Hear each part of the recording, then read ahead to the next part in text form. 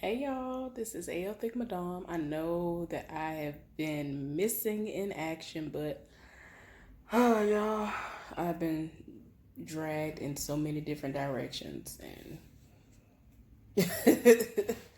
I'm trying to find a moment here and there to do videos and I have not been able to find the time.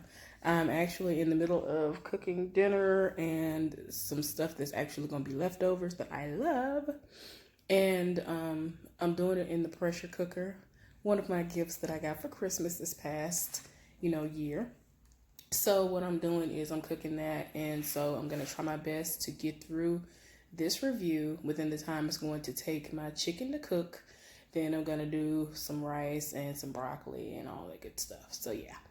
Anyway, I hope y'all have been having a wonderful day today and that since the last time I saw y'all, everything has been going fine. So let's go ahead and get into this review. Y'all, this is for a new show. It is called Ambitions. And I know just about every person that's in this show. So let's go ahead and get into it. Okay, y'all. So this starts off with a sex scene with Tyrus and Amara. I was about to say Amira. The wife, their husband and wife, by the way, the wife that is being played by Essence Atkins. I think that's her name. I hope I said her name right, y'all. Essence. Y'all know she was the half sister on not one on one. Is it one on one? No, not one on one. Y'all, I'm starting on wrong. On Discovery. You finding me, I'm finding you, I'm finding me, you finding you, I'm finding me. Now that I've had someone special to bring out the joy inside of me, inside of me. What is the song? Well, Rachel True. Y'all, why can't I think of the name of the show? Anyway, not Rachel True, not the one, not the eclectic sister, but the other one that was like bougie because Big D was her mama, and I guess her name was D on there. Y'all, I think her name is Essence Atkins. I'm sorry if I said her name wrong, but y'all know who I'm talking about. Anyway, she's playing the wife, and I'm thinking, wait a minute, y'all doing the most. Just busting on here having sex. Y'all, they're in the moment, they're in the middle of trying to have a moment. And that is kind of coming to a screeching halt because apparently Amara has cheated on her husband in the past, and it appears to have been once. So unless something else happens within this season that is uncovered, from what I'm gathering, it was with one person, one time, and he can't get past that, so his sexual libido is almost non-existent. So they have a moment, and it seems like they're going somewhere, but then they're not. He gets in his feelings and he storms off, and she's like in her feelings, and she's left alone in the bed. So anyway, they go to the next scene, and they have a woman by the name of Rondell, and let me see if I can think of what her last name is. Lancaster. I was like, wait a minute, I'm trying to think of what it is. I want to remember it without looking. But anyway, she like owns this restaurant. And so this guy comes in. I think his name is Greg Peters. And everybody mainly refers to him as Mr. Peters. And he's not that old. So I'm like, why is everybody calling him Mr. Peters? But anyway,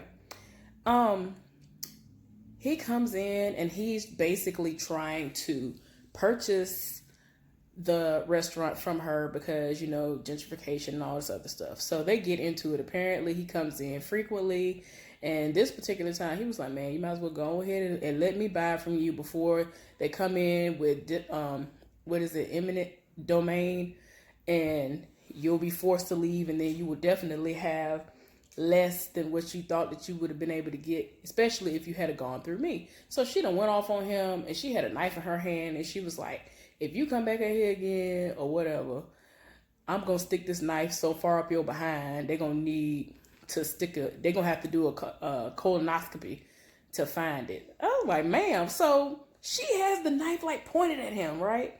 He walks up on the knife and it is literally piercing his chest and he begins to bleed. And he was basically like, if you're going to make a threat, you know, you better make sure you can go on through with that threat. So she's, keeping her poker face going and he finally walks off. Y'all, this man did not flinch. I'm like, yeah, this is a fool. This is a crazy person. He's very much so evil. Who in their right mind is walking up on a knife? Who? Anyway, Stephanie Lancaster is played by Robin Givens. And she is First Lady of a mayor. The mayor is being played by Brian White. Y'all, I can't with him. Like, his personal life has been doing the most, to the point of where the way he acts in movies and stuff, it kind of seems as though he's playing himself. And to me, it's the same way that I feel about Terrence Howard. He's a decent actor, but the way that he acts in his personal life, he do the most. Anyway, so Stephanie is a lawyer. She works at her father's firm. It's something that he built from the ground up. Considering that he's Black, even though he's older now, she's there. Her mama, all of them have roots. They have all kinds of amazing, let me see, how do you say it? They are the type of people that they are well known, so their name travels. So anyway, she ended up meeting up with her daddy, and they're in the middle of going after a company. And the company is headed up by a man by the name of Mr. Purefoy. Y'all, I ain't gonna lie to y'all.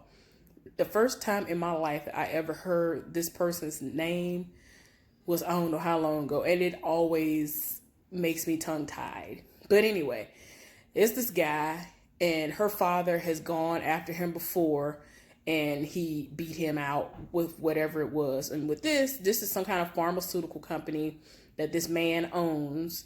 And, a lot of people are addicted and all this other stuff. And he's just trying to, take them down. So anyway, yeah, I made notes because I didn't want to confuse myself, because there are some family ties within this. Stephanie's husband is the brother of the business owner, who is that's Rondell's brother. The mayor is Rondell's brother. And of course that means that's Stephanie's sister-in-law. Okay. And so she ended up meeting up with Peters as well. And so she has her own side deal where she's basically needing and wanting her to, sell and do all this other stuff. So since she has business with Peters, she's all about money. She don't really care for her sister-in-law like that, and her sister-in-law don't really care for her like that either. So it's kind of crazy how all that's going on. So anyway, Stephanie is getting ready for a gala. Apparently her family, her parents mainly, they put on this gala every year where they raise money and they pick a theme. And this year, the theme is about opioids. And her sister overdosed and died. And so it's kind of like in remembrance of her. So yeah, it's a lot. So that's what she's doing. She's talking to the person who actually created her dress. I guess she's an up-and-coming person. She's kind of like, well, no, I ain't going to say that. I'm not going to go there. I was going to be a little shady, but I'm not going to do it. But anyway, this person actually created her dress, and her dress was gorgeous. So, yeah. Titus, who I mentioned before, y'all, that is Amara's husband. Y'all, yeah, I was about to forget. So what happened was Titus works for that pharmaceutical company, and he actually suggested to his boss that he indeed shows up to the gala, because he normally comes, and he was like, well, do you think it would look suspicious if I don't show up? He was like, yeah, it really would. So you need to show up, and might I suggest that you actually, sign a check, to make it, kind of smooth it over or whatever, to kind of, I don't know. In a way, for me, it's kind of like you just trying to write this check to make people forget about what you've done as far as ruining families and all that. All right, y'all. Sorry I had to go and tend to some food. I finished my chicken and now I'm back. I just put my rice on, all that good stuff. So yeah, y'all. Anyway, so Stephanie and Titus met up. They didn't know that they were going to meet up with one another. They actually thought that other representatives were going to come, but she volunteered to show up to, kind of be like, all right, we going after y'all, basically. My daddy's company and all of us, we're going after y'all, so you better get ready.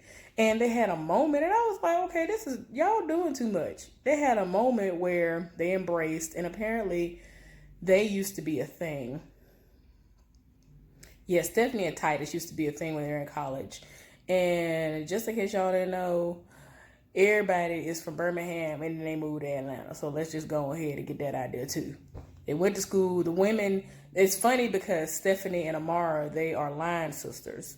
And Amara, she pledged under basically the leadership of Stephanie. So yeah, they're line sisters, and they actually do this nice nasty type of exchange. And it's funny because I actually saw an interview on Sister Circle where Essence was on there talking about the show, and she was saying that it's so fun. They both enjoy their roles because they actually really, really like each other, and they are cool with each other in real life. And it's like they can't wait for the scene to end so that they can go back to being how they normally are, which is living for one another. I thought that was hilarious. But yeah, they actually really, really work well together, and they like each other in real life. So they have to play nice nasty right now. I think it's going to get really, really nasty before it's all said and done, given what the history is. So, yeah. She's made it clear, Stephanie's made it clear, like, look, we going after y'all, so you might as well get ready. And so he was like, okay. Y'all, tell me why Stephanie and Titus are cheating in Stephanie's mind. Y'all, because I was like, ain't no way, because he's not having sex with his wife. So I was like,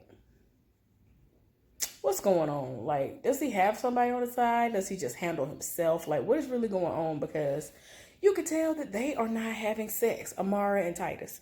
So anyway, she's like in a bubble bath, and then like she had this whole scenario to just run off in her mind about them being in a tub together, having sex, and she had to eventually like get herself together because it seemed so real. I was like, girl, you're doing the most. So anyway, y'all, the night of the gala is upon us. People are like walking the red carpet, like they are like creme de la creme. They are doing the absolute most. They really, really show out during this time of year, apparently. So I'm like, okay, y'all do what y'all do. So anyway, Titus introduced Amara to his boss because he never met her. Like I said before, y'all, they moved from Birmingham, and like she's a dang it, she's not a lawyer. She has, both of them are lawyers or something, I think. But anyway, she was given a case, and it was kind of like against Titus in a sense, and her line sister in a sense, and some stuff gonna pop off, and she gonna be like, look, I told you that I didn't want to work this case, but give it to me. I am the one for the case. Because at first she was just like, I don't even want to. She just said to herself, basically, like, I just don't even want to dredge up any old situations. Hold on, y'all. I done messed up. Y'all, my bad. I am still trying to get used to the pressure cooker. I keep forgetting that I have to, like, make it so that it can pressurize instead of just all the little steam that's actually developing just coming out. I completely forgot. Because, y'all, my mind is 1,000 different places at once. So, yeah. Anyway, a lot of things happened at the gala that had me questioning some stuff. If there's a book to this, I don't know nothing about it. If there was a movie or this is based off of something else that came out, before this show. I don't know nothing about it. I ain't never read it. I ain't never saw it. So these are just my observations and my guesstimations as to what is really going to be going on. Y'all, after Titus actually introduced his wife to his boss's daughter was there. And for a minute, I was like, okay, have y'all been screwing? Because he introduced her, and I don't know, maybe she's just really, really friendly, but yeah, some more stuff is about to ensue. Because I just was like, have y'all screwed before? I just want to know what's going on. Like, the demeanor, it was just, I don't know. Anyway, the business owner, which is, y'all don't want to say her name, Rondell. She's there, and they actually have her catering the event. Y'all, Peters walks up on her, and she cussing him out on the low, like, if you don't get away from my area. Like, it's just bad. It's terrible. And her brother rolls up, and the sister-in-law roll up, and it is very much so apparent that they don't get along, like I said. And it's to the point where Peters has met up with the mayor and was like, look, you need to talk to your sister and get her to sell, or I'm just going to have to do what I got to do. And so he was like, man, whatever. So, y'all, he said something to him on the low, but not really. And he kind of made it seem like he was going to off her or basically do whatever, because she seems like she really will not go down without a fight. So if that means maiming her or bringing some type of harm to her, if you watch The Chi, you see how they try to get people out. I believe that actually does happen in real life too. They do anything to make you feel like, oh, it's just a terrible area. We got to get out. Bye. Let's just go. So they might scare her into leaving. And yeah. So he was like, what'd you say? And he gonna try to act like he didn't hear him. I was like, sir, you heard him. So anyway, Stephanie's daughter is there. And she's gorgeous. I can't think of where I know her from. I know I've seen her in something before. I can't think of what it is right now.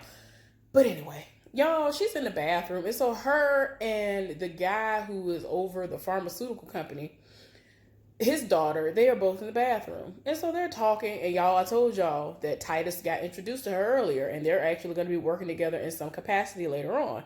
And so they're talking, like they're going back and forth with one another. And I was like, what? And the girl was like, I can't believe you actually showed up. And I mean, they really are going back and forth. And then she was like, yeah, so are you going to actually go ahead and come out about, what's really going on with you?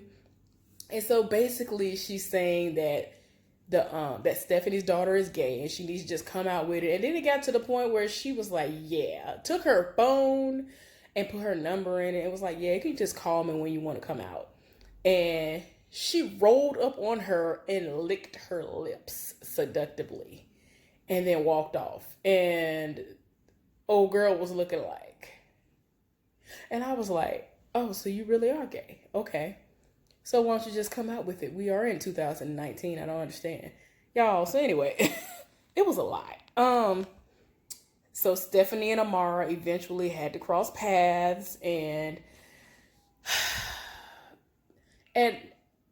apparently Titus and Amara try to spend time together, and it's like forced a little bit from what I can tell. So he came home. They both come home on their lunch breaks, or at least they did that particular day, which was either the same day or like not long after.